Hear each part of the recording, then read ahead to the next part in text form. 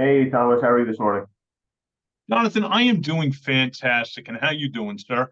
You doing great. Thanks for asking. Awesome, awesome. So what would you like to discuss today? Well, I think why don't we talk about not losing sight of your business and your business goals as a company and as a person in the company. All right, why don't we narrow that down? In a sense, like let's not lose sight of our client.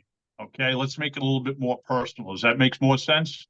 Yes, I think a lot of times I think it makes perfect sense, and I think a lot of times people, especially business owners, they'll be working in the business so much that they don't really have enough time working on the business. Or it might be the other way. They might be working so much on the business that they forget about working in the business. And you can lose sight at what you initially did when you first started. So I think one of the key parts, especially of service type business where you're providing a service to clients month after month, what a Mhm. lot of times may, the simplest thing you may forget, you might be losing that personal connection that you have with your clients by not checking in with them, not emailing them, meeting them, doing video calls or phone calls. It's very easy to just constantly think about how can you grow faster, how can you be more efficient, how can you just do a better job. But at times you may forget that the simplest thing is talking to your clients, checking in with them, making sure that their service that they're getting from your providers is still working for them, that their business goals may have stayed the same or changed. Um, I think it's very important that you don't lose sight of that because you're building the company from the ground up, let's say, and it took you a long time to get clients.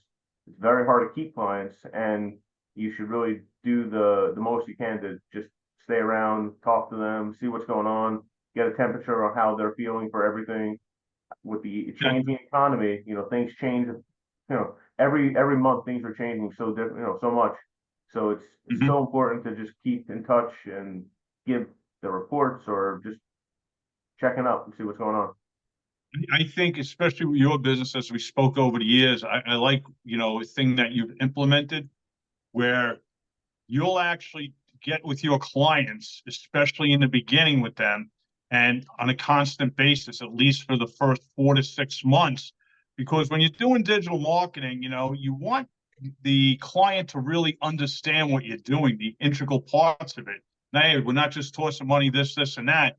But you have actually, if you don't see them face to face, you do most of your Zoom calls, you set them up, and you actually go over A, B, C, D, E, and and you tell them, listen, if you don't understand, tell me, and I want to explain exactly what it is. And you do very well at that.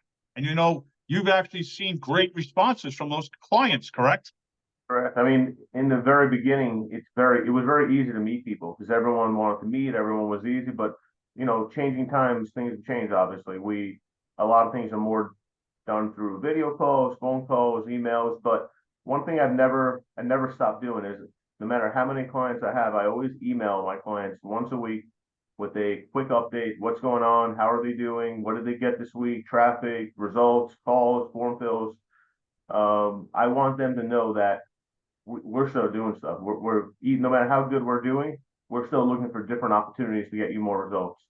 And it's important. I treat everyone's business as it's my business, right? So when I look at That's a beautiful. client's That's the way it should be done. Yeah. right, when I look at a client's report, I see what we're doing, what we got going on. I look at it like, okay, if I'm so and so, I'm looking at this and I'm really happy, and then I'm thinking, what can we do now to even go beyond this? Like, how do we get double this, triple this, and what do we have to do? And then working with your clients to telling them the options, right? I, I Hmm. I have yet to find a client that won't spend more money if you're providing them with a really good ROI. So Listen, you know what you're doing? You're doing the TLC, tender, loving customer. And that's exactly what you're doing. And that's what you have to do because when you hold their hands and showing them, guess what? And they understand it more, they'll be like, get a little excited. Hey, listen, what if we toss more money in this area? You think we're going to get more business? Hey, you know what? Yes, we will. So guess what? You create more revenue for yourself. it's right. It's very through the years. I've done white labeling for companies. So other Mhm. marketing companies come to me and say, we want you to handle all of the marketing for our company. Mhm. So what's interesting is through the times, I was the one contacting their clients, going through things with their clients, making sure that they know what's going on. And then even after the fact, a lot of times, they would they may have canceled with the white label company and want to come directly to me, but I would always say I can't do that. My relationship is through this company. So if you want me to work with you, you have to go through this company, and you either have to ask if we can work together or not, because most people I see is that they don't communicate. They may provide good results. They just don't Mhm. communicate. They don't know how to pick up the phone. A lot of people are scared, right? A lot of people are scared to talk. A So lot. you're so right. People forgot how to communicate by picking up that phone. Too many people hide behind their computer screens and their little devices, texting and emailing. And guess what? That is so impersonal. Imagine you're on you have a relationship where, your loved one, and let it be your girlfriend or your wife or your husband or your boyfriend, and that's the way you communicate with them. You know what? You get so turned off. Pick up that phone, let them hear your voice, let them hear the vibe. We have an inside joke in the company because people would say, associates would say, "Oh, I talked to the client last week. I talked to the client this week. I talk to them all the time." And we're like, "Oh, great. We're always talking to the client." We think we are actually talking to them, picking up the phone and actually maybe meeting them, or at least we call it voice talking, right? Voice talking is you Mhm. actually pick up the phone and they hear your voice and you hear their voice. Text talking, Facebook talking, email talking, we don't consider that talking, in my opinion. That's just Correct. messages back and forth. 100%. But people are now saying talking is, texting, calling is not just talking, it's texting and emailing. But you got to talk to people. We've just done a new SOP that every client needs to be touched at least once a month. And Mhm. some clients put us off. They're like, "Oh, we don't have time. We can't set aside time for you. We're just so busy. You're doing a great job. Thanks for everything. We'll get in touch next month." But we really push for the call. We push for the video meeting because once you start talking, then you build the personal relationship, right? You talk about how's the family, how's the weather, what's going on in your life, Exactly. and you You break build. it, you're breaking bread, and that's what you want to do. Exactly. You want to break bread. So that's just the lesson here is don't lose focus on what truly matters, the relationship. Keep in touch with your clients. Uh, Keep that personal relationship because that's gonna what keeps you. It's gonna keep you around.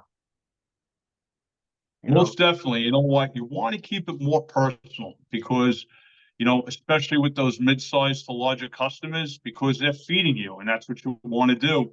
And, they're going to spread the word about you because what's the best type of advertising to get, new customers? Word of mouth. And that's what you want. And you know what? I'm just going to end it with this, key advice, which I've mentioned in a previous video. Whoever your client is, find out their birthday, okay? And when it's their birthday, you send them a special text on that day for their birthday. Make a little bit, maybe a couple of sentences, not just happy birthday. Wish them a good year, good health, many blessings, and fabulous, create new forever memories throughout the year ahead. Trust me, that's going to be touching because you personalize it. You remember their day. It ain't Christmas, it ain't Passover, it's their birthday. So for you to remember that, that's awesome. And that's going to be very helpful. And you know what? They're going to remember you for doing so. Listen, I hope we provided some creative knowledge for you today. Um, Please hit those thumbs up, and hit subscribe. You guys have a great day. Enjoy. Take care, everyone.